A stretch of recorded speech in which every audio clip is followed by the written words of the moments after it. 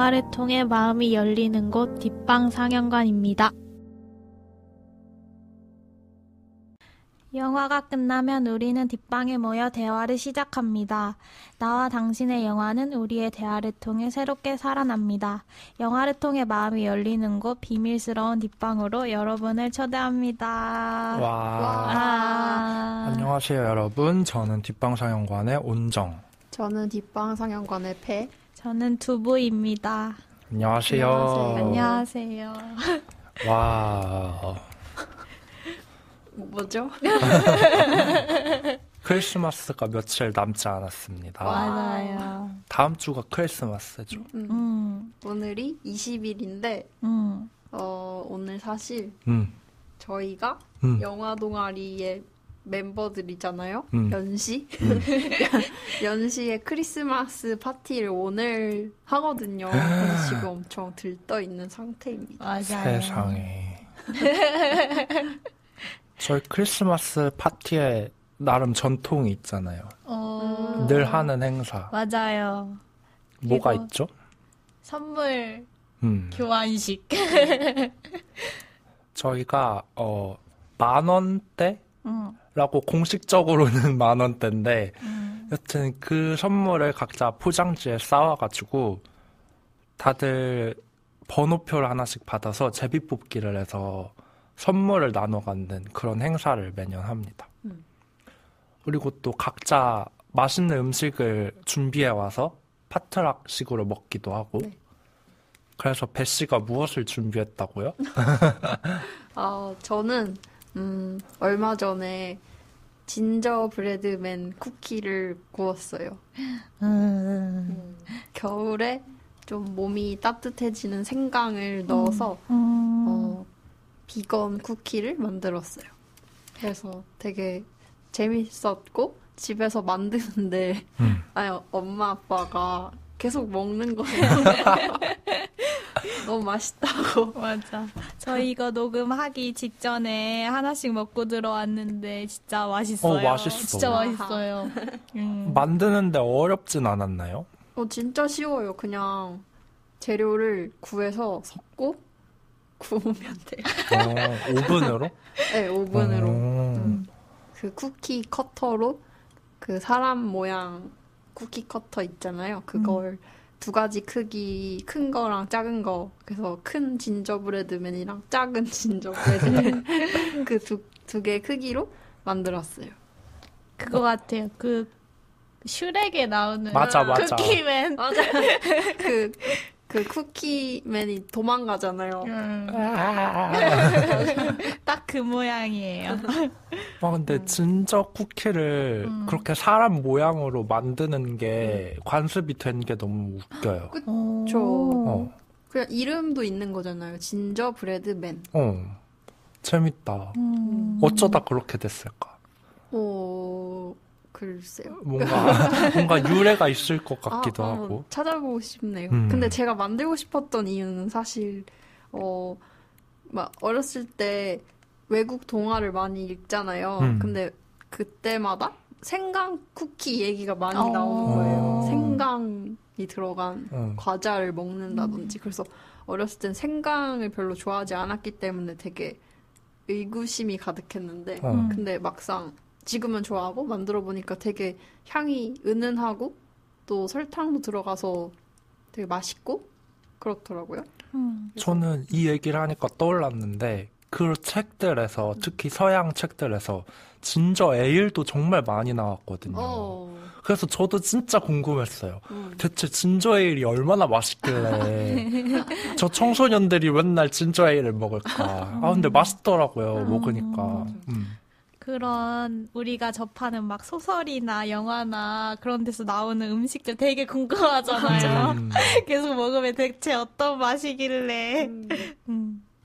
이번 기회에 먹어봐서 너무 좋았어요. 맛있었습니다. 진짜로. 감사합니다.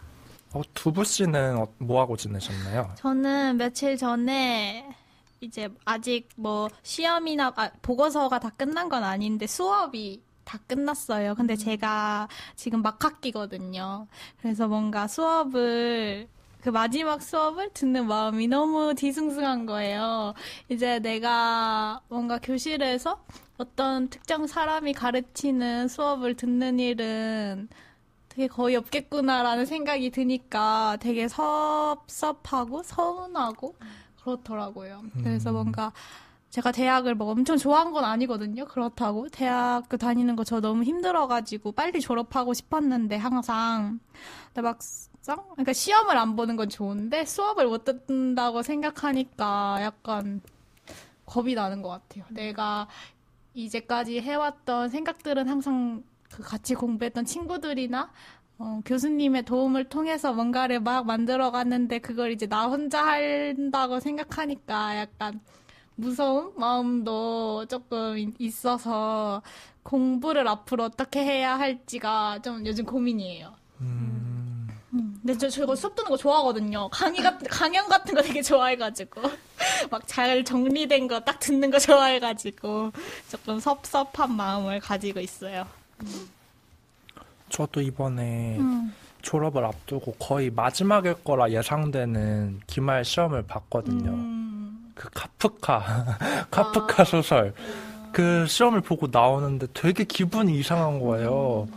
나 학창시절 내내 여하튼 이런 식으로 시험을 봐왔는데, 이게 거의 이제 내 인생에서 뭔가 이렇게 학력과 관련해서 막 이렇게 시험을 보고 학점을 받는 건 이제 거의 마지막이겠지 하니까 뭔가, 그동안 내가 어떻게 시험을 봐왔나, 막 그 수많은 레포트들과 수많은 과제들과 막 이게 막 휙휙 지나가면서 되게 감회가 이상했어요. 맞아. 이제 우리는 방학 없는 삶을 사는 거예요. 학기가 없는 삶이기도 하지만 딱히 방학이 있는 삶도 아닌. 그래서 되게 약간 던져진 느낌? 근데 그게 또 싫지도 않지만 서운하기도 한 복잡한 마음이 듭니다. 그렇습니다. 네. 저는 요즘 강아지에 빠졌는데요. 혹시 사무예드? 아닙니다. 사무예드는 아니고 블랙탄 포메라니안이랑 웰시코기 친구가 있는데 저희 집에서 기르는 건 아니고 친한 친구가 가까이 사는 친구가 분양을 받았어요. 가정집에서 분양을 받았는데 그 친구 동생분도 가까이 사셔서 그 동생분이 그 웰시코기를 키우고 그 친구 집에는 지금 검은색 포메라니안이 있는데 이름이 곰이에요. 근데 진짜 강아지한테 사랑받는 건 너무 짜릿한 일이에요. 진짜요? 짜릿한. 진짜 이제까지 저는 강아지를 그렇게 접할 기회도 없었을 뿐더러 강아지를 본다고 해도 얘가 나랑 딱히 추억이 있는 게 아니잖아요. 그러니까 그냥 지나가는 사람들 중 하나였는데 내가.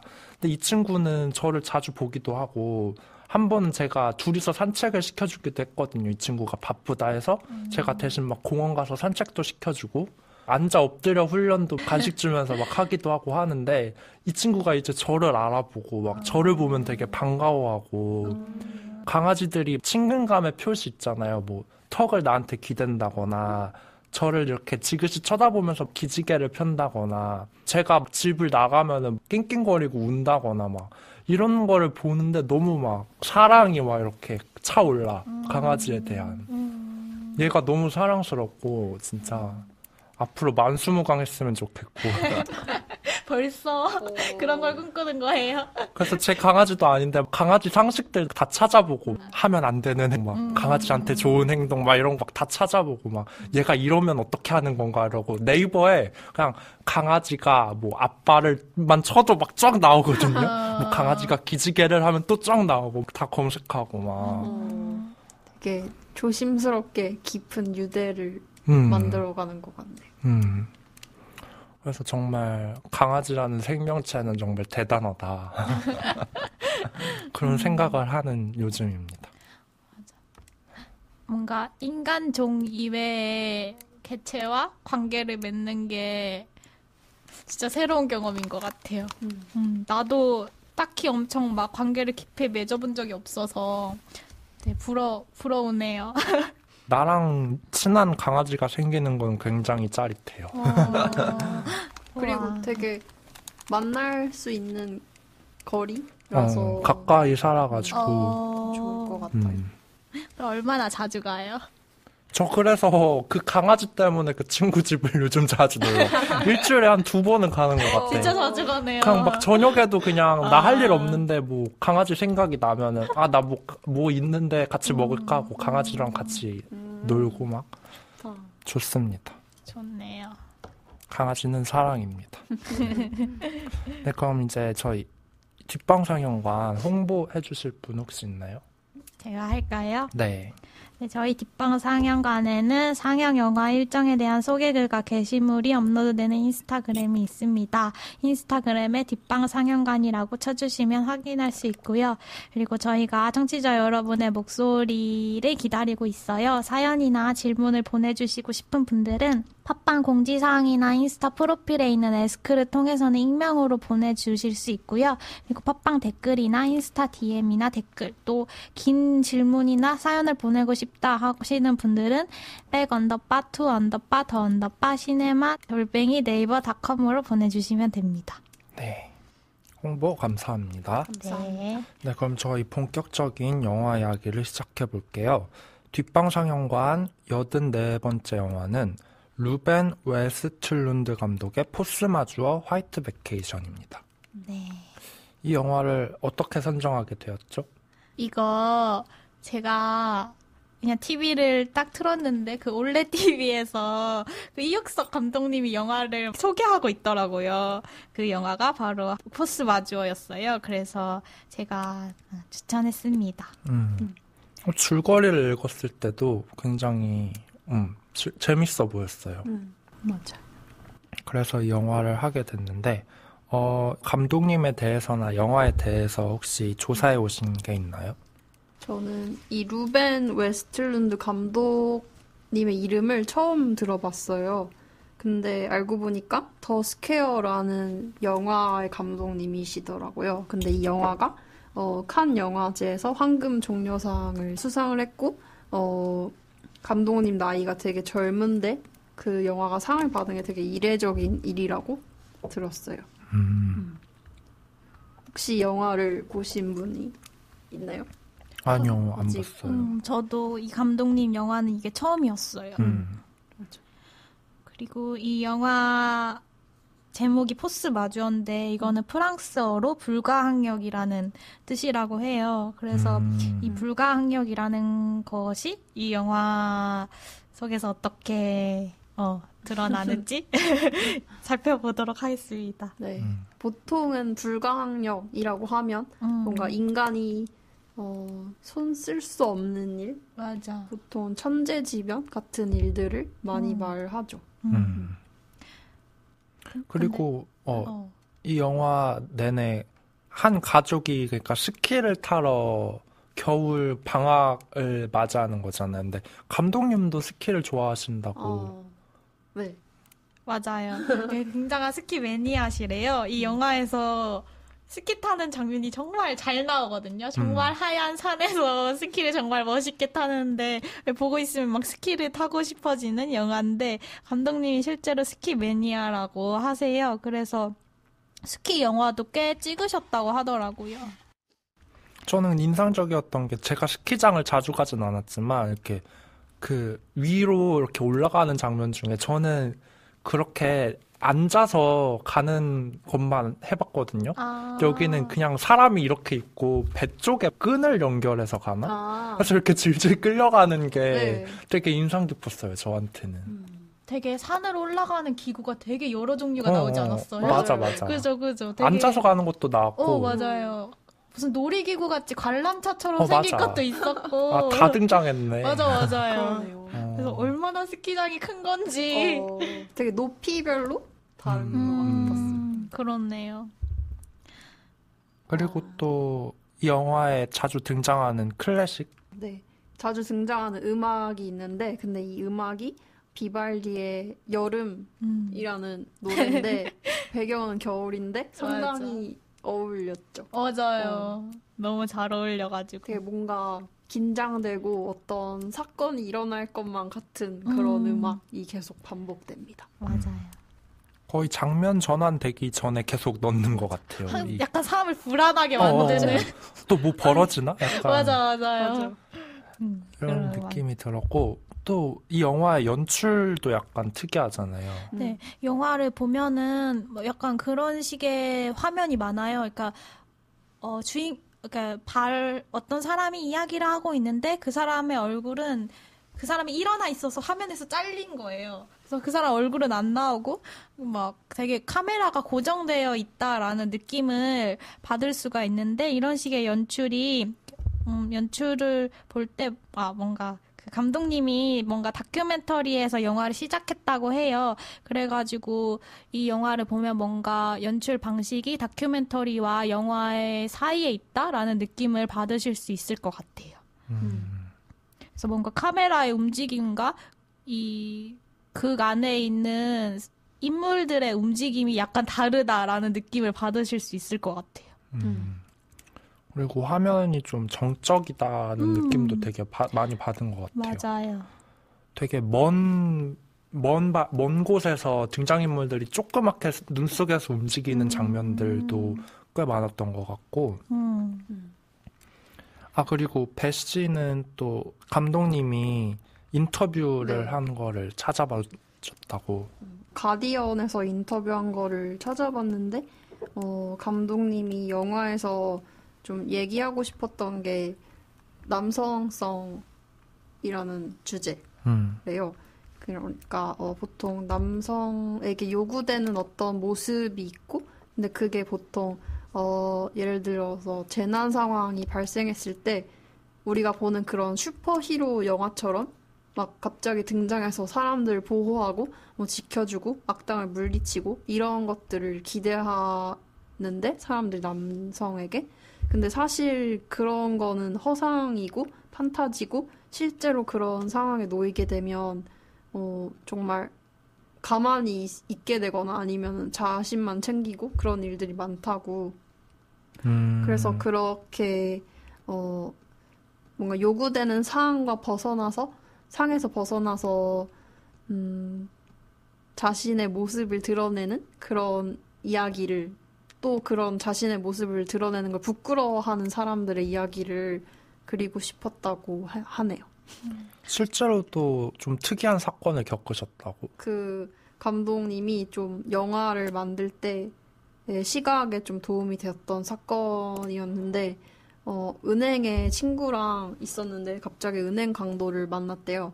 근데 그때 영화에서 은행 강도가 등장하면 좀 뭔가 도와주는 사람이 등장하고 어떤 슈퍼히로가 나타나서 악당을 물리치거나 그런 일들이 있는데 근데 사실 그런 상황에 직접 처하게 되면 할 수 있는 게 거의 없고 뭐 가장 영웅적인 행동을 하는 거는 조금 뭐 길을 조금 막는다던가 그런 것뿐이라고. 그래서 뭔가 우리의 기대나 예상과 현실은 전혀 일치하지 않는다 이런 시각을 갖게 됐다고 하네요. 저도 이와 관련해서 무주 산골 영화제에서 포스팅한 평론을 봤는데요. 거기서 말하기를 루벤 웨스트룬드 감독님의 영화가 말하고 있는 게 자신의 어떤 사회적 얼굴을 잃어버리지 않으려고 애쓰던 사람들을 그린 영화라고 설명을 해놨더라고요. 근데 이 말이 이 포스 마주어 영화에서도 되게 잘 드러나는 것 같아서 사회적 얼굴이라는 말을 한번 생각하면서 영화를 보면 좋을 것 같아요. 네, 그러면은 이 영화의 줄거리에 대해서 배 씨가 말씀해 주세요. 네, 이 영화의 줄거리는 정말 생각보다 간단한데요. 맞아요. 스웨덴에서 온 4인 가족, 아빠, 엄마, 그리고 아들, 딸, 이름은 토마스, 에바, 베라, 해리고 이 네 가족이 프랑스의 한 스키 리조트에 겨울 휴가를 오게 돼요.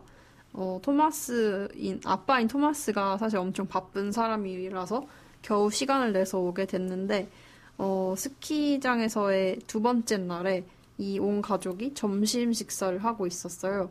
그 하얀 설경이 보이는 오픈 테라스에서 점심 식사를 하고 있었는데 갑자기 눈사태가 맞죠? 눈사태. 눈사태가 일어나는 거예요. 그래서 처음에는 토마스가 막 걱정하는 에바랑 그리고 베라랑 해리에게 이 눈사태처럼 보이는 이 사태는 사실 스키장에서 다 조절하고 있고 우리는 안전할 거다 이렇게 말을 했는데 근데 이 눈이 갑자기 막 엄청 가까이 빠르게 다가오는 거예요. 그래서 그 상황에서 토마스가 도망을 가요. 혼자. 가족들을 버려두고 핸드폰이랑 장갑까지 챙겨서 스키부츠를 신고 도망을 갑니다. 근데 이 사건이 끝난 이후에 다시 식탁으로 돌아와서 정말 아무렇지도 않게 밥을 먹거든요. 근데 되게 이상하잖아요. 근데도 그 사건에서 자기가 어떤 행동을 했는지에 대해서 좀 인정하지 않고 계속 그냥 자연스럽게 흘러가는 것처럼 스키장에서 가족들이 있게 돼요. 그래서 그리고 그 이후부터 좀 이 사건에 대해서 이야기를 하려는 가족들의 모습 그리고 이 사건을 해결해 보려는 모습들을 그리는 영화입니다. 그렇죠. 이미 뭐 벌어진 일인데도 아무 일 아닌 듯 굴려 하지만 사실 사람이 어떻게 그렇습니까? 이미 이 일이 벌어진 걸 너도 알고 나도 아는데 그래서 계속 트러블이 생기고 그런 이야기죠. 되게 근데 모든 영화가 막 흔한 이야기라고 할 수 없지만 저는 이 영화를 보기 전에 줄거리를 딱 들었을 때 너무 새로운 거예요. 그러니까 눈사태가 났는데 도망친 아빠, 혼자 도망친 아빠. 그 다음에 우리가 어떻게 할 것인가에 대한 영화잖아요. 근데 너무 신박하고 재밌다라고 생각했어요. 그리고 눈사태가 엄청 큰 사건일 것 같은데 사실은 눈사태보다 그 이후에 인물들의 행동들이 더 중요하게 그려지는 영화입니다. 그리고 아까 사회적 얼굴이라는 말을 했는데 정말 토마스의 사회적 얼굴은 뭐고 토마스의 본능은 뭐였을까 막 이런 생각에 대해서 계속 하게 되는 그런 영화였어요. 네, 그럼 혹시 더 하고 싶으신 이야기 있나요? 아니요. 아니면 다시 보기 코너로 넘어가 볼게요. 네. 여기서는 저희 각자에게 인상 깊었던 장면을 이야기해보는 시간인데요. 제가 먼저 얘기할까요? 네. 저는 인상 깊었던 게 이 영화의 초반부터 해리가 화장실에서 소변을 보는 장면이 나오는데 맞아. 그 이후에 또 계속해서 토마스도 그렇고 에바도 그렇고 소변을 보는 장면이 굉장히 많이 나와요. 맞아요. 근데 사실 영화에서 굳이 이 장면을 잘 안 넣으려 하잖아요. 왜냐면은 굳이 막 보고 싶지 않고 그 소리도 어떻게 보면 불쾌할 수 있는 건데 그걸 굳이 계속 넣는 감독님의 의도가 뭘까 생각해 봤는데 계속해서 사회적 얼굴, 뭐 본능, 뭐 이런 이야기를 하는데 기대되는 역할을 저버리고 자기 본능대로 도망친 토마스처럼 그러니까 약간 소변을 보고 약간 저희의 기본적인 막 욕구를 해소하는 그런 것도 어떻게 보면 좀 남들한테는 별로 보이고 싶지 않은 모두가 하고 있지만 그냥 숨기고 싶은 그런 모습 중 하나잖아요. 필요로 하고 그걸 도저히 인간에게서 배제할 수 없는데 그래도 뭔가 남에게 보이기는 싫고 하는 그런 건데 그거를 굳이 계속해서 보여주는 것도 약간 이 영화의 주제랑 관련한 감독님의 의도가 아닐까 그런 생각을 해봤습니다. 그런 것도 또 하나의 불가항력이라고 그쵸. 생각할 수도 있고 그리고 뭔가 굉장히 비일상적인 얘기를 다루잖아요. 눈사태가 났다. 라는 엄청 비일상적인 얘기를 나오는데 그 이후에도 어떤 일상적인 패턴이 계속되는 거 양치를 하고 샤워를 하고 막 머릿속이 엄청 혼란스러운데도 그 행위를 계속하는 모습을 보여주신 것 같아요. 아니 근데 저는 그 에바가 혼자 스키를 타러 나간 날 있잖아요. 근데 그날 엄청 산꼭대기에 올라가서 혼자 그 눈에서 소변을 보잖아요. 근데 그 소변을 보면서 막 갑자기 머리가 복잡해져서 막 울잖아요. 근데 그게 너무 웃긴 거예요. 그치. 막 되게 막 감정은 복잡한데 웃긴 포인트들이 있어요. 영화 안에서 되게 막 이게 진짜 있을 법한 장면인데, 근데 그걸 영화 속에서 보니까 너무 웃기더라고요. 하필 볼일 볼 때 또 그렇게. 그리고 또 배 씨도 인상 깊었던 장면 말씀해 주세요. 제가 인상 깊었던 장면은 되게 많이 등장하는데, 토마스랑 에바가 이야기를 할 때 호텔 방에서 나와서 그 복도에서 얘기를 하거든요. 근데, 이 복도 장면이 진짜 많이 등장해요. 그 둘이, 이야기를 하기 위해서 밖으로 나오는데, 근데 거의 항상, 잠옷을 입고 있어요. 내복 같은 거. 내복에 맨발. 그렇게 나와서 얘기를 하거든요.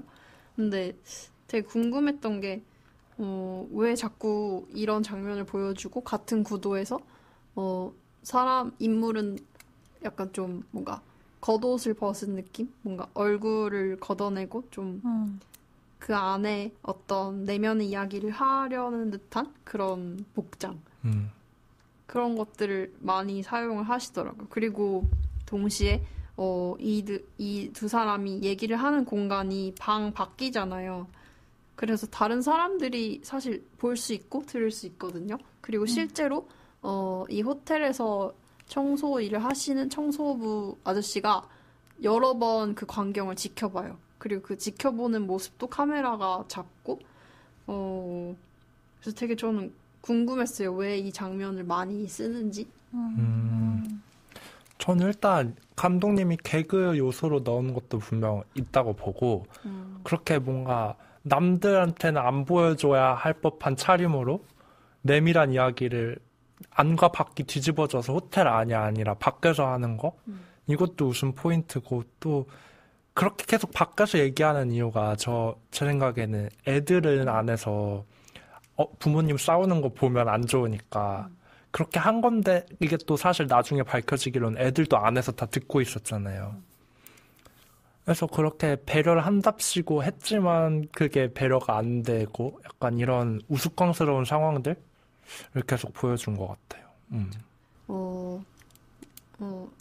에바랑 토마스는 그 얘기를 하면서 계속 가정의 어떤 완벽함? 가정의 평화로움? 그런 거를 지키려고 했던 것 같아요, 둘 다. 그래서 그 방 안에서 얘기를 한다는 거는 그 가족 안에 있는 거고, 방 밖으로 나왔다는 거는 일단 그 가족이라는 이상은 좀 지켜두고, 그 주변에서 먼저 얘기를 하고 정리를 한 다음에 다시 방 안에 들어가서 다시 가정에서의 역할에 임한다?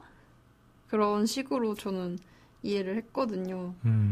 근데 되게 아이러니한 거는 뭔가 정상적인 가족 그런 모습에 들어가려고 하지만 근데 그런 이야기를 그런 가족이 되기 위해서 거쳐야 하는 이야기를 방 밖에서 해서 다른 사람들이 들을 수 있다는 그쵸. 거예요. 그래서 되게 그게 좀 아이러니했어요. 근데 저는 그 청소부 아저씨의 존재를 처음에 되게 신경 쓰잖아요. 에바와 토마스가. 그래서 뭔가 누가 있으면 하지 못할 이야기일 만큼 되게 내밀한 이야기를 둘이 나누고 있구나라는 느낌을 전 처음에 받았거든요. 근데 또 한편으로 생각해보면 에바가 자신의 진심을 꺼내는 건 항상 다른 사람들 앞에서잖아요. 다른 가족들이랑 같이 밥을 다 같이 먹을 때 아니면 집에 초대해가지고 할 때. 이렇게 그럴 때 꼭 자기 진심을 꺼내더라고요. 그러니까 에바와 토마스 둘이 단둘이 대화할 때는 어떤 항상 토마스에게 말리는 느낌이라고 해야 되나? 약간 그래서 타인의 시선은 되게 불편해하면서도 자신의 목소리를 지지해줄 증인은 필요한 상황이 아니었을까 이런 생각을 했었던 것 같아요, 보면서. 근데 저는 아직도 청소부 아저씨의 역할이 잘 모르겠어요. 저도 아직 이렇게 생각은 하고 있지만 잘 모르겠더라고요. 그냥 뭐 관객을 은유한 걸 수도 있죠. 이렇게 사적인 가정의 이야기를 우린 모두 지켜보고 있잖아요. 쟤네 아무 일도 없는 척 하지만 저러고 계속 싸운다 이러면서. 그렇네요. 혹은 뭔가 그 가정 안에서 안에 있을 때는 좀 스스로도 인지하기 어려운 것들이 있잖아요. 근데 그런 것들을 좀 객관화해서 멀리 떨어져서 밖으로 나와서 보면 더 잘 보이는 것들이 있고 더 이야기하기 쉬운 걸 수도 있죠. 또 혹시 두부 씨는 어떤 장면이 인상 깊었나요? 저는 되게 막바지에 토마스가 처음에는 되게 차분하고 그 일이 없었던 것처럼 굴잖아요. 뭐 너랑 나랑 그냥 관점이 다른 것 같아. 맞아. 되게 이성적으로 막 충격을 받으면 그렇게 생각할 수 있다고 생각해. 약간 이러면서. 근데 나중에 영상을 보고 나서도, 맞아요. 아까 막 관점이 다를 수 있다고 생각해. 뭐 이런 식으로 계속 얘기를 하는데, 나중에는 결국, 막 에바 앞에서 이전의 모습은 온데간데 없이 막 되게 떼쓰고 막 울어요. 근데 그 장면이 되게 좋았던 게 이 장면이 있기 전에 그렇게 토마스가 울 수 있었던 과정을 좀 전 섬세히 보여준다고 생각했거든요. 같이 있던 턱수염이 많은 친구 이름이 매츠였는데, 매츠가 둘이 같이 토마스와 스키를 타다가 그런 말을 해요. 막 2, 3년이나 상담했는데 그건 쥐뿔도 소용이 없고 5분 소리 지르니까 기분이 나아지더라. 그 얘기를 듣고 나서 토마스가 한번 소리를 질러보거든요. 근데 저는 토마스가 항상 뭔가 사회적 얼굴을 쓰고 있어서 자신이 억압해왔던 감정이 그 순간에 조금 분출됐다고 생각했거든요. 그래서 그 분출의 경험이 있으니까 그 이후에도 에바가 자신을 무시하니까 화장실에서 막 옌병이라고 욕을 하잖아요. 그런 장면이나 그 이후에 막 우는 것까지 이어져가지고 뭔가 억압돼 있던 감정이 표출되면서 해결될 수 없어 보였던 감정들도 어느 지점에서는 해소가 되고 약간 그런 식의 느낌을 받았던 것 같아요. 뭔가 이 장면에서 느꼈던 건 우리가 사회적 얼굴을 유지하는 거? 어떤 얼음댐이라는 게 있잖아요.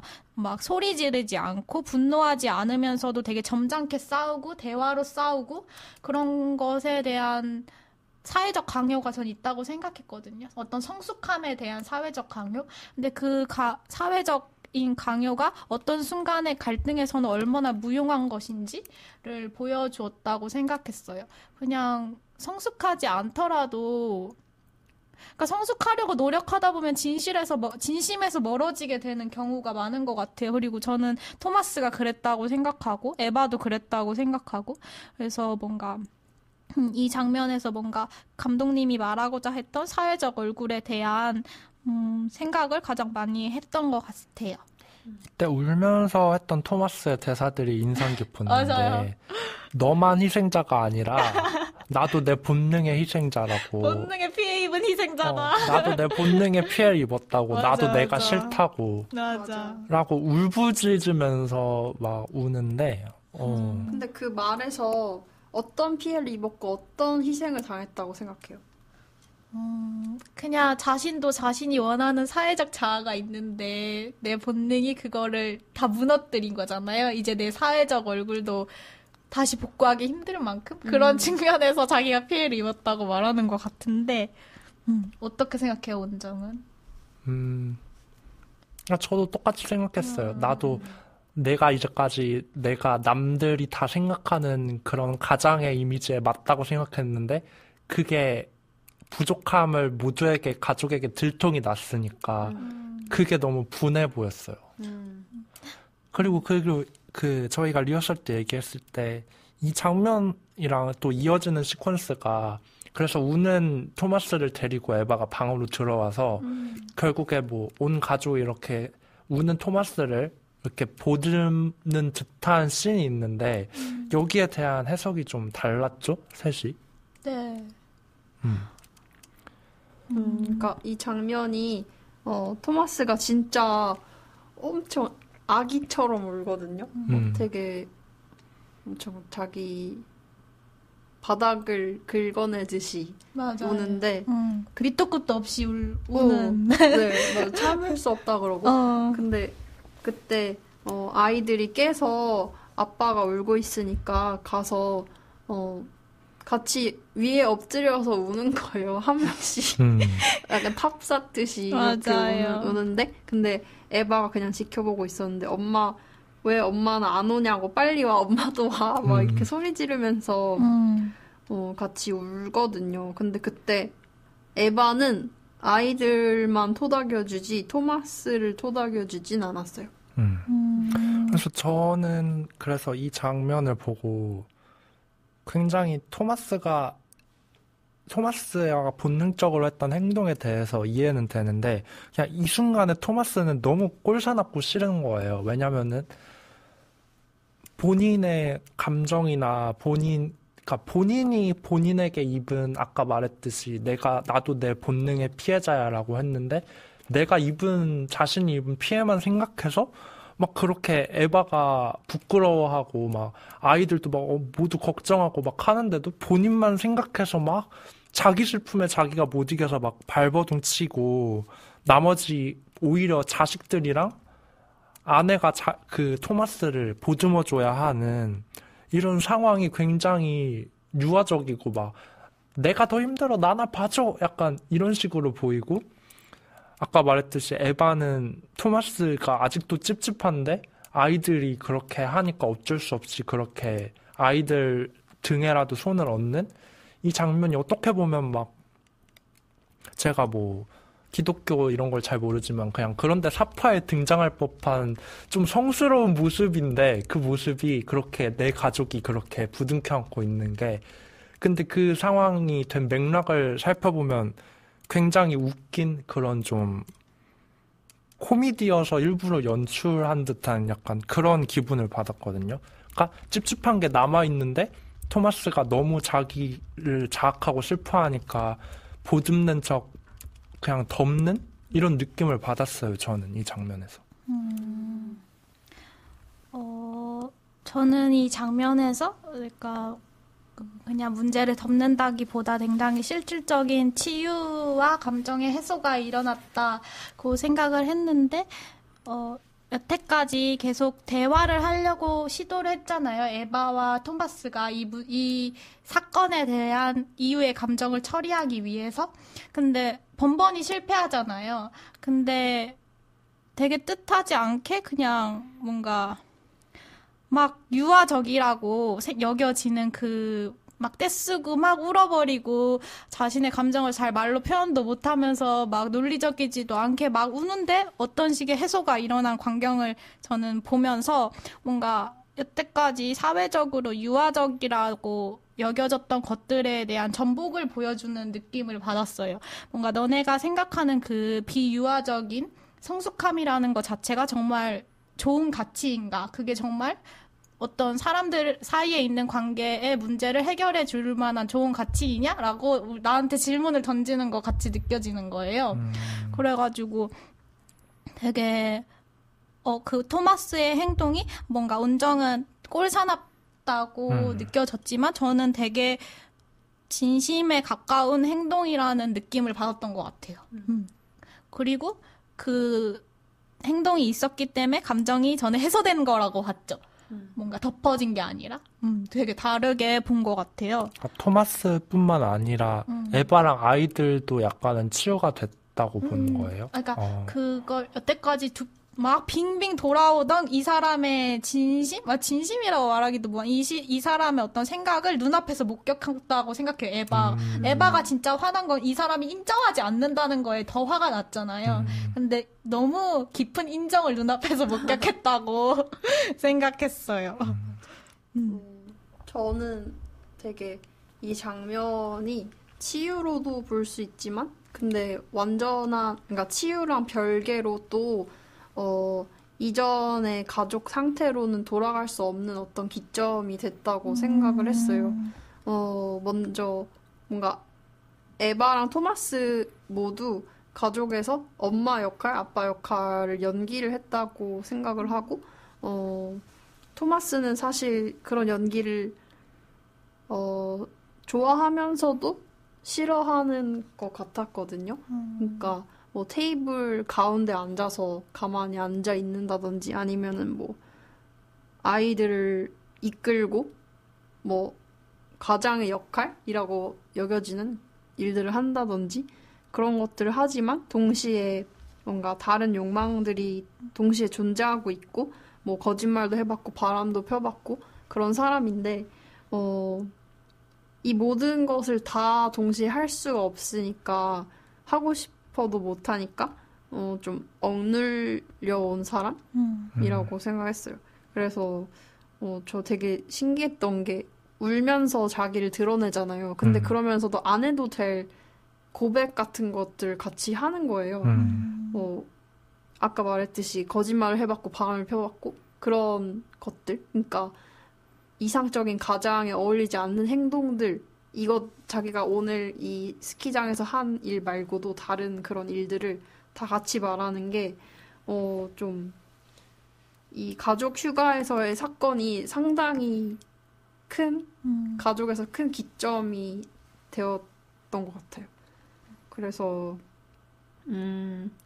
일단 아빠가 도망간 거에 대해서 에바랑 아이들은 많이 상처를 받았고 그 상처에 대한 치유가 이 같이 운 것에서 될 수는 있지만 이 울음 뒤에 뭔가 그 보여지지 않던 그 얼굴이 보여졌으니까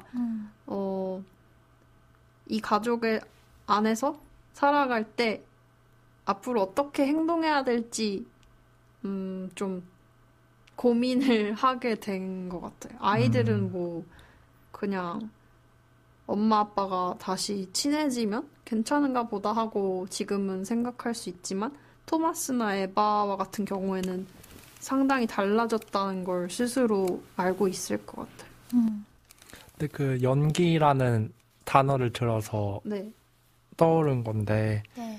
어떻게 보면 에바는 지금까지 토마스가 가장으로서 보여준 모습이 진짜라고 생각하실 수도 있잖아요. 그래서 오히려 토마스가 그렇게 문 앞에서 막 울고 막 모든 얘기를 했을 때 당신 지금 연기하는 거야? 라는 대사를 했었잖아요. 그걸 그러네. 보고서. 근데 사실 토마스 입장에서는 그 전까지가 연기였고 이게 진짜였던 거잖아요. 그런 것도 흥미로웠고 그리고 저는 지금에서야 드는 생각이 왜 이렇게 토마스가 더 자신이 한 행동을 인정을 못했을까라는 생각을 해보면은 아까도 말이 나왔는데 에바는 굳이 토마스의 친구들이 있거나 타인이 있는 자리에서 자꾸 그걸 캐물었잖아요.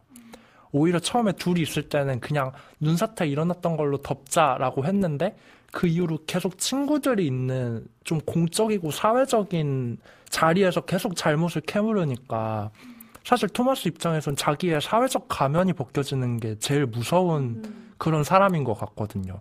그러니까 굳이 친구들 앞에서 그걸 캐물으니까 그게 더 토마스한테 치명적이었던 것 같아요. 그래서 이렇게 진심을 말할 수 있었던 게 오히려 1대1로 에바랑 둘이 대화했을 때 이 말이 나올 수 있었던 것 같고 지금 와서야 그런 생각이 드네요. 그래서 이 이후에 다음날 이제 가족이 넷이 스키를 타러 가가지고 에바의 연극이 있었잖아요. 네. 스키를 타고 내려가는데 에바가 맨 뒤에서 따라오려고 했는데 갑자기 엄마가 안 보이니까 애들이랑 토마스가 에바 어딨지? 하다가 이제 뒤에서 뭐 도와줘라고 해서 토마스가 뒤로 이렇게 혼자 가가지고 에바를 이렇게 들고 오는 장면이 있는데 정황이나 아니면은 에바의 이후 멀쩡히 잘 걷는 걸로 미루어 보아서 에바가 위험한 척을 했다고 관객이 충분히 모두 인지할 수 있는 그런 상황이잖아요. 그래서 이거에 대해서 이런 에바의 행동에 대해서도 저희 생각이 조금 달랐던 것 같아요. 저는 아까 말했듯이 이렇게 찝찝한 채 봉합했는데 이걸 어떻게 사건으로나마 그래도 저번에는 토마스가 위험에 빠진 나를 버리고 갔지만 이번에는 그래도 내가 위험에 처했는데 얘가 구하러 왔다. 그리고 토마스도 이렇게 미소를 지으면서 이번에는 가장 역할을 해냈다 라고 스스로 만족하는 이런 연극이 이 과정이 계속 이어가기에는 필요했다고 저는 생각을 했거든요. 네, 이 장면이 이제 다 같이 울고 다 같이 껴안은 다음에 다음 날이 돼서 스키장에 가서 일어난 일이잖아요. 저는 그래서 저는 그 전날에 그 같이 운 거 자체를 감정의 어떤 해소로 봤기 때문에 에바의 연극이라고 해야 되나? 이런 것도 그 연장선에서 봤던 것 같아요.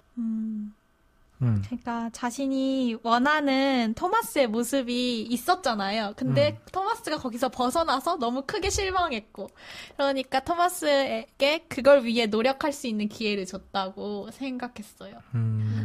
그래서 뭔가 그리고 그걸 아이들 앞에서 보여주고 싶어 했고, 그래서 뭔가 뭐라고 말을 해야 할까?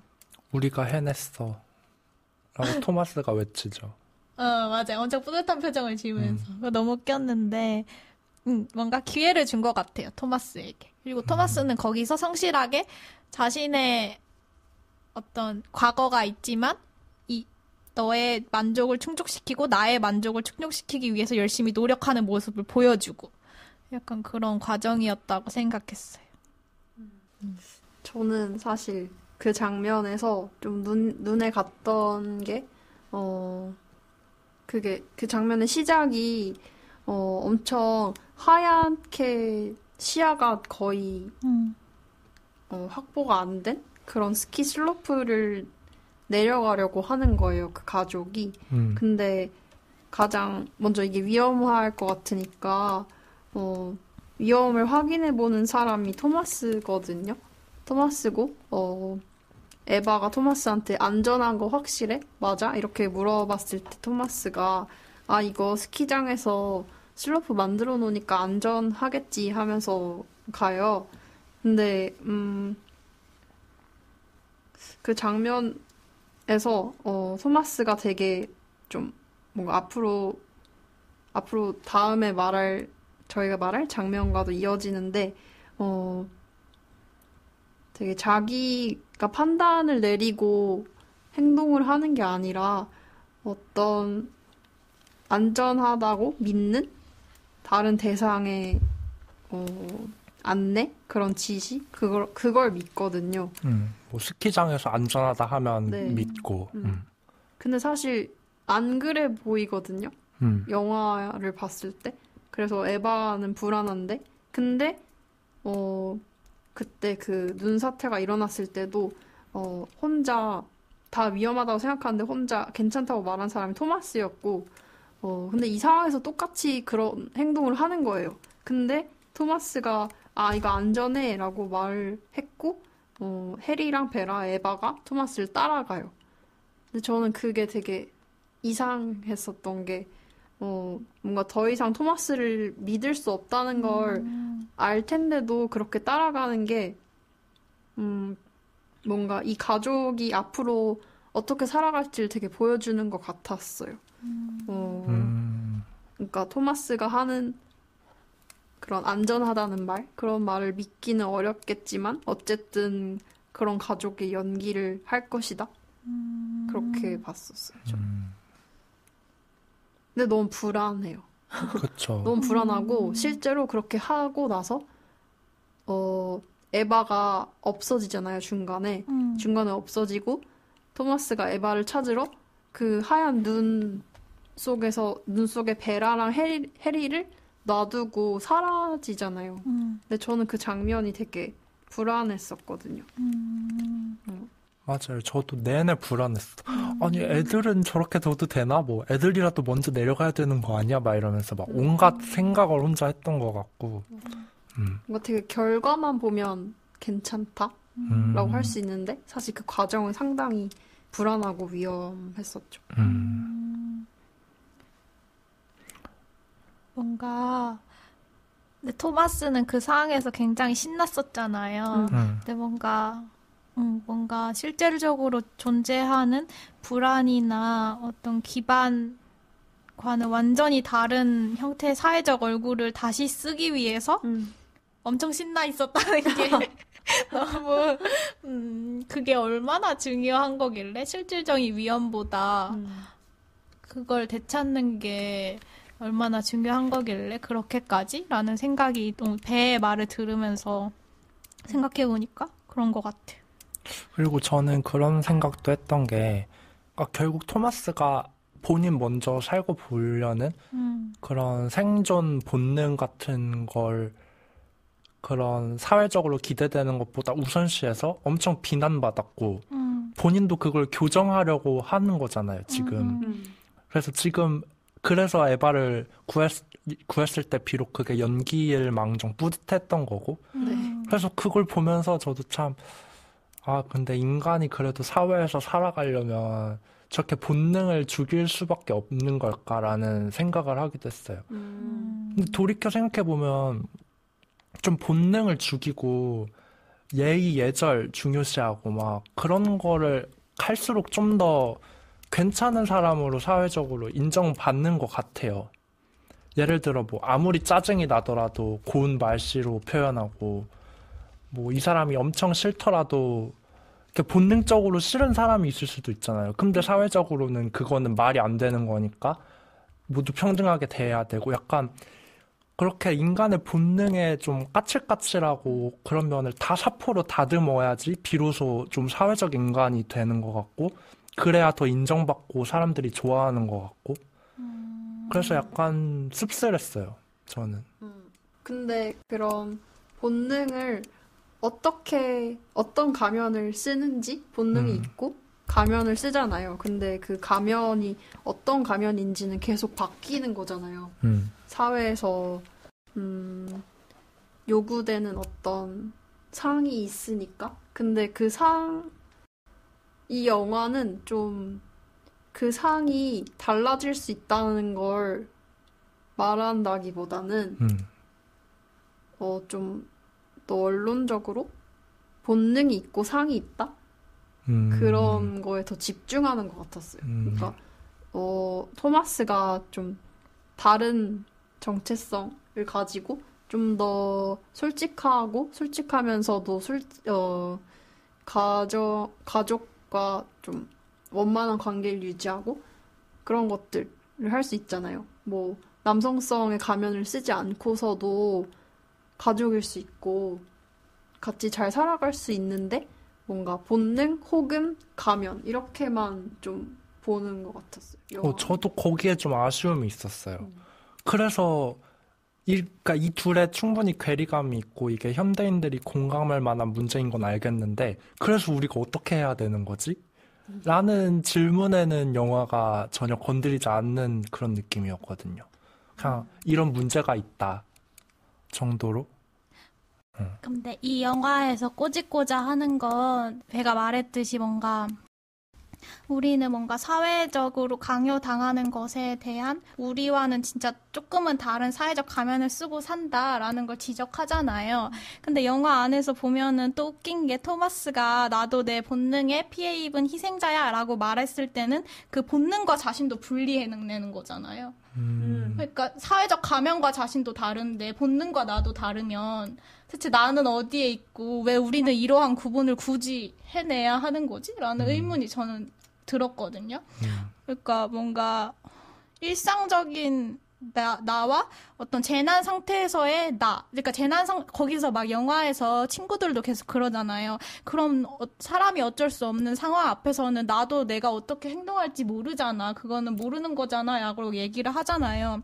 그러니까 어떤 본능이라는 말로 모든 행동을 되게 자신과 분리해내고 자신은 그래서 그 본능과는 다르고 그걸로 정당화하고 아무 책임도 지지 않고 그래서 나도 피해자라고 말할 수 있는 거고 이런 과정들이 되게 웃기고 그냥 코미디였어요. 되게 웃기고 그래서 사실 사회적 가면을 쓴 나도 아무튼 여러 사회적 가면이 있는데 그걸 강요도 있지만 그 강요를 내가 직접 선택한 거잖아요. 그 강요를 내가 받아들이고 그걸 가지고 권력을 얻은 측면도 있고 내가 이득을 본 측면도 있던데 어떤 본능과 사회적 가면과 그 사이에 있는 그 수많은 내가 어떤 스펙트럼처럼 이해가 되어야지 그게 과연 분리될 수 있는 개념인가? 라는 생각이 보면서 들었던 것 같아요. 맞아요. 구분은 책임을 안 지는 방향으로만 강해지는 것 같은 느낌?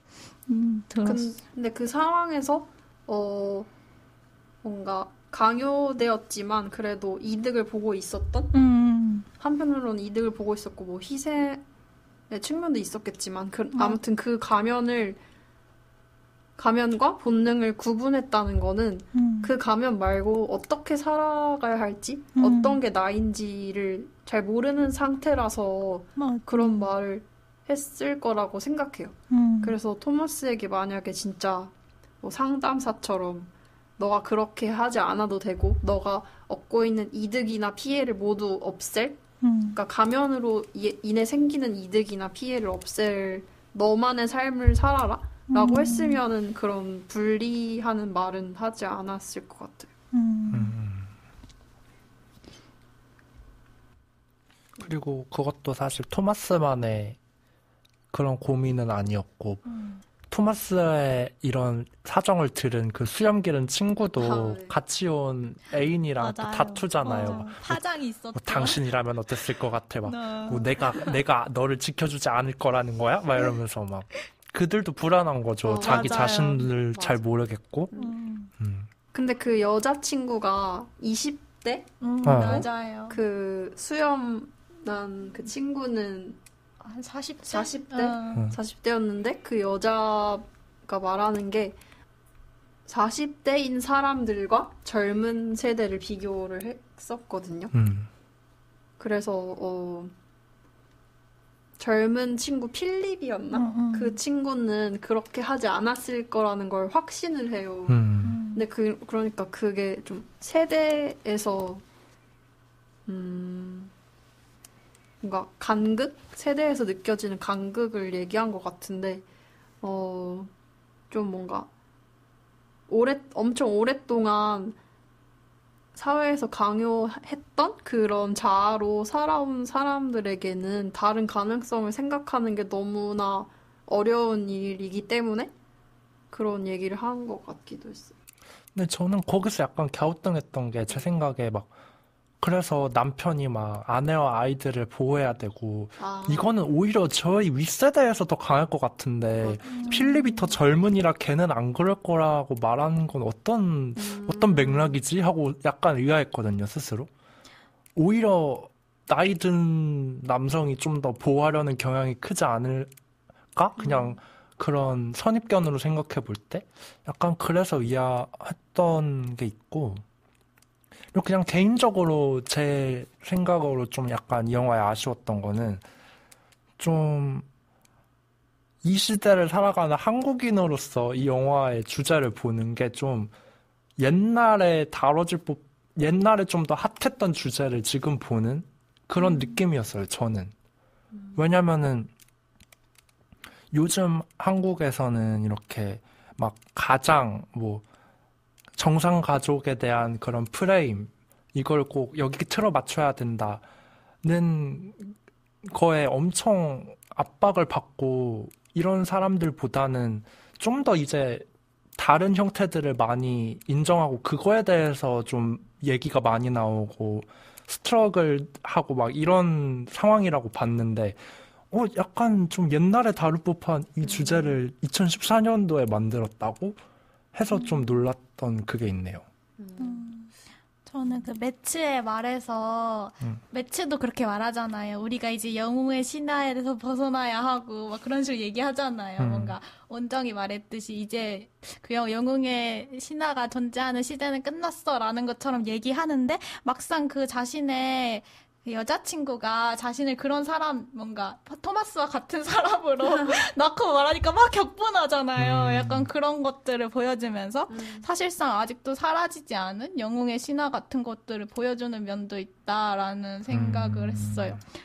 오히려 뭔가 엄청 위세 좋은 가부장은 사라졌지만 그 남성성이라는 게 굉장히 교묘한 방식으로 일상에서 살아남는다라는 관계 속에서 그런 생각을 좀 했던 것 같아요. 그리고 저는 페니와 매치였나? 잠시만요. 네, 매치와 페니인데요. 그 친구들이, 토마스와 에바의 친구들이 그 둘이 막 싸우는 장면에서 제가 느낀 거는 어떤 그러니까 페니가 자신의 어떤 그 사람에 대한 불신을 세대 차원에서 이유를 찾고 있지만 사실 세대는 문제가 아니잖아요. 우리도 느꼈듯이 그건 세대의 문제가 아니라 어떤 저는 둘 사이의 관계에서 예, 믿음이 생성되는 바탕이 이미 페니가 이전에 이 사람이 가정이 있었는데도 불구하고 나랑 연애를 하고 있다라는 그 경험, 과거의 경험 때문에 이 사람을 믿지 못하는데 그 믿음의 불신의 정체를 아직 찾지 못해서 그걸 세대에서 이리저리 막 찾아보는 과정이었다고 생각했거든요. 그래서 막 그냥 믿음에 대한 이야기를 하는 장면이 아니었나 생각을 했던 것 같아요. 믿음은 사실 되게 근거 없으면서도 또 생각해보면 근거가 있고 또 막 그런 복잡한 거다. 그런 식의 말이라고 생각했어요. 그리고 사실 다른 여성분, 그러니까 마지막에 버스 기사와 꿋꿋이 버스를 타고 네. 끝까지 간 그 여성분은 또 오픈 릴레이션십이라고 하죠. 그러니까 뭐 가정이 있는데도, 근데 이분이 합의하에 그러는 건지는 모르겠는데, 뭐 가정이 있고 아이가 있는데도 뭐 각자 애인을 만들어서 사귀고 다니는 이런 관계에 대한 언급도 나오는데. 그분이 한 말 중에 되게 인상 깊었던 게 연애랑 결혼이랑 둘 다 할 수 있는데 왜 선택해야 하죠? 라는 말이었어요. 되게 얽매여 있지 않은 그런 맞아요. 관습, 가족이나 연애의 관습에 얽매여 있지 않고 정말 개인이 행복한 선택을 하는 사람 같아서 저도 여기에 대해서 뭐가 더 옳고 그래서 모두 다 이분처럼 나아가야 된다. 이건 절대 아니지만, 그냥 사회가 바뀌어가면, 당사자들이 괜찮다면, 내가 타인으로서 그렇게 왈가왈부할 수 있나, 여기 나오는 에바처럼 난 절대 용납이 안 되고, 그렇게 분노를 표출할 권리가 있나, 나한테? 약간 이런 생각을 하면서, 여러 가정의 형태들이 이제 생겨나고 그런 와중이니까, 내가 지금까지 겪었던 것이 아니거나, 내 상상을 벗어난 것이라도 그냥 어떤 건지 들어보고 그래도 받아들일 건 받아들여야 하지 않을까 하는 생각도 했던 것 같아요. 그리고 저는 그때 그 여자분 이름은 잘 모르겠는데 저도 이름은 기억이 안 나. 그러게요. 저도. 아무튼 그 분과 에바가 이야기를 나누잖아요. 근데 그 여자분이 어떻게 살고 있는지에 대해서 에바가 듣고 나서 에바가 화를 엄청 내고 되게 충격받은 모습이었고, 근데 반면에 그 여자분은 상당히 여유롭고 엄청 칠한 그런 상태였거든요. 근데 그걸 보면서 느낀 거는 에바가 그렇게 격한 반응을 보이는 이유가 에바가 여태까지 믿고 있었던 어떤 가족, 연애의 관점이 깨지고 있다는 걸 스스로 느끼고 있어서 그렇게 분노했던 것 같아요. 더 이상 뭔가 내가 믿어왔던 이런 관습? 그런 일상들은 사실 무조건적인 것이 아니고 절대적인 것도 아니고 다른 가능성이 있을 수 있다. 그래서 뭔가 받아들이기 힘들어했던 것 같아요. 내가 믿고 있었던 이 가치들이 사실은 정답이 아니다. 그냥 여러 가치 중 하나일 뿐이었다. 네. 사실 믿음 자체가 견고하고 거기서 자기가 안정감을 느낀다면 격분할 이유도 없잖아요. 근데 그 친구의 말을 듣고 자신이 엄청 흔들리고 그 균열의 지점을 느꼈기 때문에 엄청 화를 냈다고 저도 생각했어요. 맞아. 되게 그냥 자기가 그 삶이 좋고 만족스럽고 그렇다면은 정말 그 상대처럼 여유롭게 너는 그렇게 살고 있구나 하고 대화를 나눌 수 있었을 것 같아요. 그래서 그 상대분의 반응이 좋았어. 오케이, 격하게 하지 말고 우리 짠이나 하자. 이러고. 짠. 근데 왜 끝까지 그렇게 버스에 남았을까요? 그러게요. 그분은 제가 볼 때 굉장히 자기 실리를 잘 챙기고 상황에 맞게 유연하게 자기한테 이득되는 걸 잘 찾아서 하는 사람이라 자기 나름의 합리적인 선택을 하신 거겠죠, 마지막에도. 맞아. 뭐 남들이 불안해하든 말든 방법이 이것밖에 없는데 뭐 난 걷기 싫어 이러는 거죠. 그런 짐도 거기 있고 공항 가는 버스가 딱 그거 하나뿐이요. 그래서 참 저분답다라는 생각을 그렇네요. 했습니다. 진짜네. 저는. 그러면 여기서 더 하고 싶으신 말씀 있으신가요? 우리 이제 그럼 잠깐만 쉬어갈까요? 네. 네. 네, 저희가 돌아왔습니다.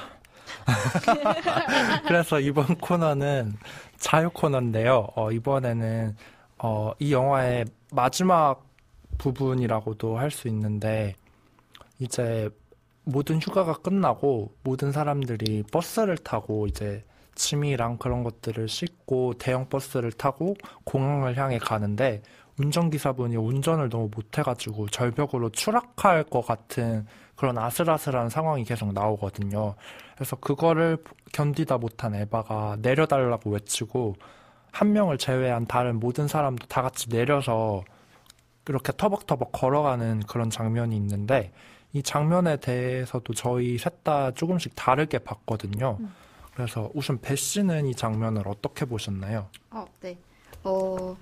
사람을 믿을 때는 그 사람이 믿을만한지, 내가 이 사람한테 내 안전을 맡길 수 있는지 알고 있는 게 굉장히 중요하잖아요.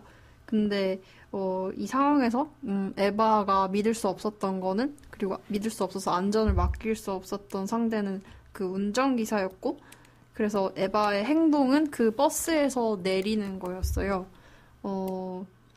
근데 이렇게 뭔가 자신의 안전을 다른 사람한테 맡기는 행동을 이 영화 속에서 에바가 많이 했었는데, 근데 그게 토마스에게 맡기는 거였잖아요. 토마스가 가장의 역할을 하고 있고, 어떤 눈사태가 났을 때는 아니면 위험해 보이는 스키 슬로프를 내려갈 때 좀 뭔가 안전을 보장하는 사람이 토마스였는데, 근데 그 모든 상황에서 다 못 믿어왔고 믿을 수 없다는 걸 알게 됐었어요. 근데 그 상황에서 뭔가 직접적으로 행동을 한 경우는 별로 없었는데, 근데 이 버스 기사를 믿을 수 없다고 생각했을 때 바로 에바가 버스를 멈춰달라고, 나는 너가 운전하는 버스에서는 못 있겠고 난 내리겠다라고 말을 하잖아요. 그래서 좀 뭔가 에바의 행동이 되게 의아했었던 것 같아요. 왜 가족인 토마스는 믿지 못해도 따르고, 운전기사는 믿지 못했을 때 바로 그 버스에서 내릴 수 있는지? 근데 그게 사실, 운전기사는 가족이 아니고, 뭔가 딱히 구축해왔던 신뢰 같은 것도 딱히 없고, 근데 그에 반해서 토마스는 비록 못 믿어온 사람일지라도, 뭔가 믿어야 한다? 믿을 수 있다? 라는 생각이 에바 안에 자리 잡고 있었던 것 같았어요.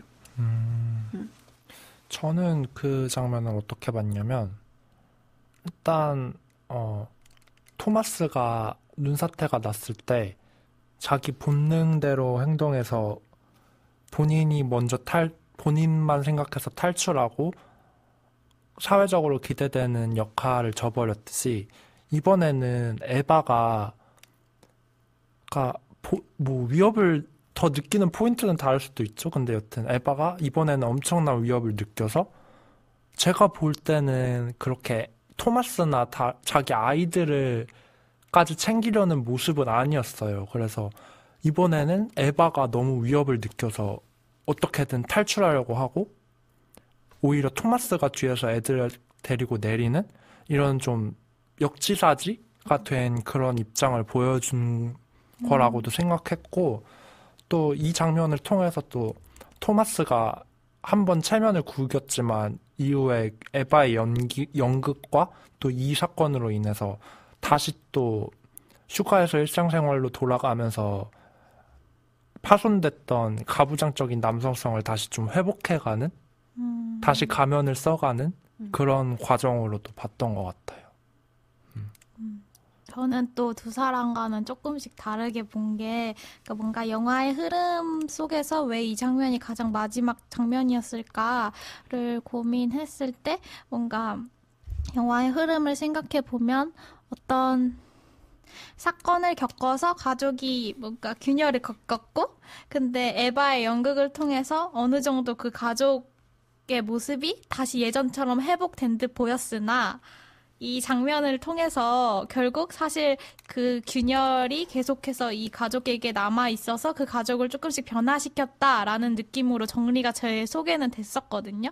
그래서 어떤 식의 변화를 패치했냐면 아까 배가 말했듯이 저는 왜 이전에는 토마스에게는 믿음을 보여줬는데 왜 버스 기사에게는 그러지 않았을까를 그런 대상의 차이로 생각해 볼 수도 있지만 저는 그냥 이제 에바가 토마스도에게도 기대지 않고 그 누구에게도 기대지 않고 누구도 믿지 않으면서 그냥 자신이 느끼는 대로 행동하기 시작했다라는 느낌을 받았어요. 그래서 그리고 원래 에바는 사실 여성이나 엄마에게 부여되지 않았던 어떤 용감함 그리고 어떤 되게 그 자신의 주장을 관철하는 행동력 같은 것들이 굉장히 뛰어난 사람이었고 되게 버스에 여러 사람이 있었는데 갑자기 자기 혼자 막 나가서 하는 게 되게 대단한 일이잖아요. 엄청난 용기가 필요한 일이고. 근데 그래서 에바가 원래부터도 엄청나게 용감한 사람이었구나. 그 다른 사람과 그냥 토마스 이런 사람들과 상관없이 이런 걸 느꼈고 그리고 그런 모습을 이제 더 잘 보여주는 방식으로 스스로 변화했다고 느꼈고 뭔가 그 상황에서 토마스 같은 경우는 예전이라면 뭔가 뭐라도 하려고 막 했을 것 같은데 이번엔 되게 가만히 있더라고요. 가만히 되게 침착하게 내려와가지고 에바가 이렇게 뭔가 열어준 길로 이렇게 내려온 다음에 해리의 손을 잡고 걸어가면서 옆에 있는 어떤 남자분이 담배 피우실래요? 했는데 원래 거절했단 말이에요. 근데 생각해보니까 피우고 싶을 것 같아서 아니 그냥 다시 주실래요? 해가지고 담배를 피운단 말이에요. 그래서 해리가 막 옆에서 아빠 담배 피우네? 하면서 그렇게 쳐다봐요. 저는 그 장면에서 뭔가 토마스가 예전에는 자신의 아빠라는 위치와 되게 멋진 남성이라는 위치를 유지하기 위해서 하지 않았던 자신의 욕구들을 점점 하나 작은 부분부터 해나가고 있구나. 그런 변화를 겪었구나라고 생각을 했던 것 같아요. 그래서 되게 둘 다 솔직해졌다라고 생각했어요. 마지막 장면에서는. 그리고 내려와서 에바가 토마스를 탓하지 않잖아요, 더 이상. 왜 그때 내가 나서기 전에 나서지 않았어? 라는 식의, 토마스는 신경도 안 쓰던데, 그때는. 그래서 그런 거 보면서 이제 서로에 대한 기대 같은 걸 조금씩 줄여나가는 과정이 아니었나? 그런 생각을 했습니다. 그렇게 보면 좀 더 희망적인 결말이라고 볼 수 있겠네요. 근데 굉장히 다르게 봐서 너무 신기한 것 같아요. 이게 특정 장면만 다르게 본 게 아니라 영화 전체적인 톤 자체를 되게 다르게 각자 본 것 같아서 신기한 느낌이 있어요. 그래서 이번 녹음이 약간 삼자 토론 같은 그런 느낌이 되지 않았나 싶기도 하고 저는 원래는 맞아 그거 좋았어 약간 이런 느낌이 있는데 개인적으로 저는 이 영화 보면서 대학살의 신이라는 영화가 떠오르기도 했어요. 그 영화도 처음에는 각자 막 사회적인 가면을 쓰다가 점점 그런 본인의 숨겨왔던 생각이 드러나는 그런 영화거든요. 저는 개인적으로 그 영화가 떠오르기도 했어요. 저는 그 버스에서 내리고 나서 사람들이 그 내리막길, 엄청 위험해 보이는 내리막길을 다 발로 걸어서 내려오잖아요. 근데 그 모습이 되게 좋았던 게, 뭔가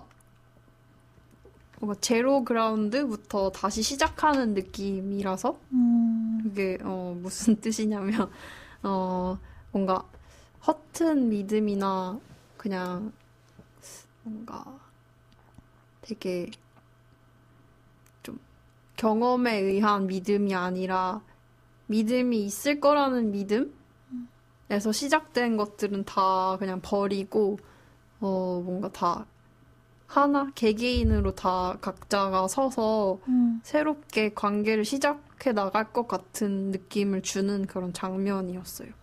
왜냐면 다들 자기 발로 길을 걷고 있으니까. 그러니까 아무에게도 의지하지 않고 뭐 어린 아이들은 좀 의지는 하는데 어른들은 그냥 자기 발로 걷고 있어서 앞으로 이 가족 안에서 좀 숨기는 거 없이 진짜 바닥부터 시작해서 솔직하게 살아갈 것 같은 그런 느낌? 그래서 좀 희망적이었던 것 같아요. 결말 부분은. 하지만 약간 삐뚤어지게 보는 저는 그렇다면 다음에도 만약 토마스가 똑같은 행동을 했을 때 그래도 이 과정이 유지될 수 있을까 하는. 근데 똑같은 행동을 해도 괜찮다고 생각해요. 만약에 그런 행동을 했다면, 뭐 똑같은 행동이라는 게 도망가는. 또 혼자 위험 상황에서 거? 도망가는 행동을 했을 때. 만약에 그런 행동을 했을 때 대처하는 방식이 달라졌다면 저는 확실히 다른 사람이 되었다? 뭔가 이제 더 이상 체면 같은 걸 신경 쓰는 사람은 아니다? 라는 생각을 해서. 하지만 에바의 실망감은. 근데 에바도 실망을 덜 할 거라고 생각해요. 쟤는 저런 사람이다. 그냥 뭔가 에바도 이제, 정상 가정에 대한 판타지나 그런 믿음은 어느 정도 깨진 상태니까, 뭔가 더 날것의 상태인 관계가 될 것 같아요. 슬프지만 이게 현실이다. 약간 네, 그런 느낌. 그냥 받아들이는 사실 같은? 슬프지도 않은 것 같아요, 저는. 혹시 더 하고 싶으신 이야기 있나요? 아니요. 아니면 저희 그들 각자의 영화관 코너로 넘어가 볼게요. 네. 이 코너에서는 저희 각자에게 영화가 어떤 의미를 가지는지 알아보는 시간입니다. 저는 개인적으로 막 그렇게 웃기거나 막 그렇게 흥미롭진 않았어요. 솔직히 말하면. 그래도 뭐 이런 주제, 오히려 그냥 이 영화가 주는 메시지에 대해서 또 저는 개인적으로 막 가정에 대해서 평소에 많은 생각을 하고 살진 않거든요. 뭐 가정에 대한 주제가 나왔을 때도 그거에 대해 그런 사유를 하게 되지도 않고, 이건 뭐 저의 개인적인 가치관 뭐 이런 것 때문일 수도 있는데, 그래서 이 영화를 볼 때도 뭐 사회적 가면 뭐 이런 게 주제긴 하지만 어쨌거나 가정 관련된 게 주된 그런 영화였잖아요. 근데 그때도 그냥 가정이란 요소보다는 그냥 그런 사회적인 모습과 본능 이런 거에 관련해서 많이 생각을 했던 것 같아요. 그냥 영화 끝나고 그냥 계속 그것들에 대해서 생각했던 것 같아요. 뭐 가면과 본능, 뭐 과연 내가 어디까지 본능을 조절해야지 내가 일상생활이 가능하고 어느 정도가 바람직할까, 뭐 그냥 이런 것들에 대해서 생각하게 만든 영화였던 것 같아요. 근데 가정에 대한 사유 막 이런 거는 제가 좀 약한 부분이라서 영화가 메시지를 던져줬음에도 나라면 어땠을까라는 거에 전혀 제가 공감이 안 돼가지고. 저는 뭔가 토마스보다는 에바의 이입을 많이 하면서 본 것 같아요. 그러니까 뭔가 내가 어떤 타인과 관계를 맺어갈 때 나도 모르게 학습되거나 혹은 내 욕망에 의해서 기대를 막 만들어서 그 사람에게 더 씌워주는 작업이 있고, 그리고 또 그의 사실 아까 말한 어떤 민낯은 다를 수가 있잖아요. 그래서 그 사이의 괴리 속에서 내가 어떻게 타인과 관계 맺어갈 수 있을까를 되게 많이 고민을 하면서 봤던 것 같은데, 근데 뭐 아직도 잘은 모르겠지만 뭔가 확실한 건 아까 배가 말했던 단어인데 어떤 날것의 관계를 좀 더 맺어갈 수 있으면 좋겠다라는 바람을 생각하고 있는 것 같아요. 내 얼굴에 대해서도 타인의 얼굴에 대해서도 좀 더 날것의 것을 바라보면서 살고 싶다라는 생각을 하면서 영화를 봤던 것 같아요. 저는 이 영화의 제목이 되게 인상 깊은데 포스 마저가 불가항력이라는 뜻이잖아요. 근데 사실 불가항력처럼 보이는 일들 앞에서 우리가 보이는 반응 같은 것들이 불가항이다? 라고 말할 수 있겠지만 근데 저는 그런 상황에서 선택할 수 있는 게 정말 중요하다고 생각해서 뭔가 본능 때문에 어쩔 수 없었어 라는 말은 많이 안 했으면 좋겠고 그런 상황에서도 아이들을 지켰던 에바처럼 뭔가 그런 사회적 가면이나 뭐 본능 이런 것들을 빼고서 어떻게 행동해야 하는지 어떤 사람이 좋은 사람이고 어떤 관계가 좋은 관계인지를 좀 스스로 생각하고 그걸 실천하는 삶을 살고 싶다. 근데 저는 개인적으로 에바처럼 되기라는 말 자체가 약간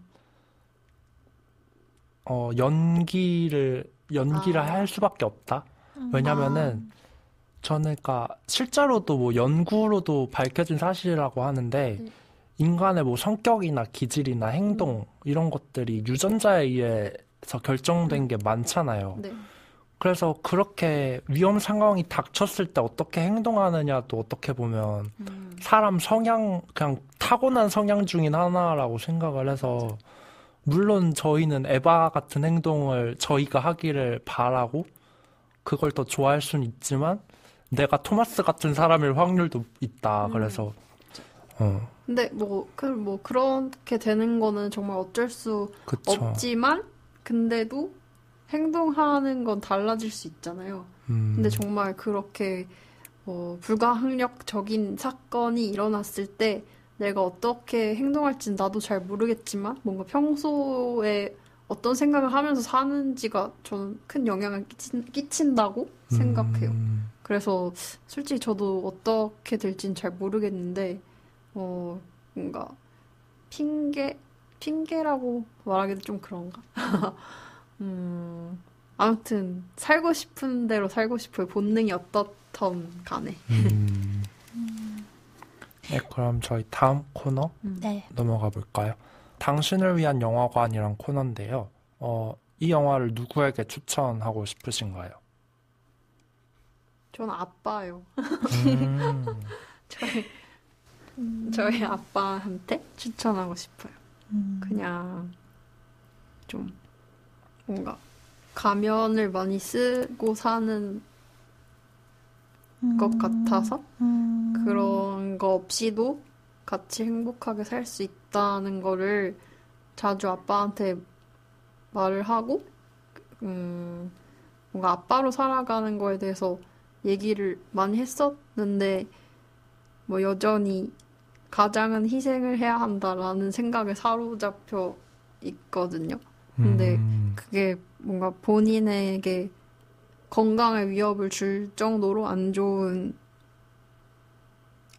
영향을 주는 것 같아서 뭔가 이 영화를 보면서 토마스에 이입해서 본다면 좀 생각이 달라지지 않을까 생각했어요. 저도 배씨 말을 듣고 나니까 뭔가 저희 같은 아직 20대가 보기보다는 좀 부모님 세대들이 보면은 좀 더 잘 와닿을 것 같아요. 그래서 그냥 부모님들 모임이나 연말 모임에서 뭐 만약 뭐 영화를 보시거나 아니면 뭐 그냥 조기 축구회 같은 걸 만약 하신다면 아니면 뭐 등산 이런 걸 하신다면 그렇게 좀 부모님 세대 분들 모임에서 한 번쯤 그냥 보면은 각자 얘기하면서 우리보다 더 재밌게 보지 않으실까 하는 생각이 있어요. 맞아, 막 저래 막 이러거나 막 나도 저랬어 이러면서 그런 생각이 드네요. 그러게요. 저는 원정이 별로 재밌지 않았다라고 해서 놀랐는데 전 되게 웃겼거든요. 전 별로 영화 보면서 재밌다라고 느껴도 뭔가 육성으로 웃는 일은 별로 없는데 이거는 되게 육성으로 웃으면서 봤거든요. 그래가지고 그게 저한테 되게 잘 맞았나 봐요. 그 코드가. 그래서 보면서 그리고 눈도 엄청 많이 나오고 해서 보고 있으면 되게 스kit하고 싶어지는 영화거든요.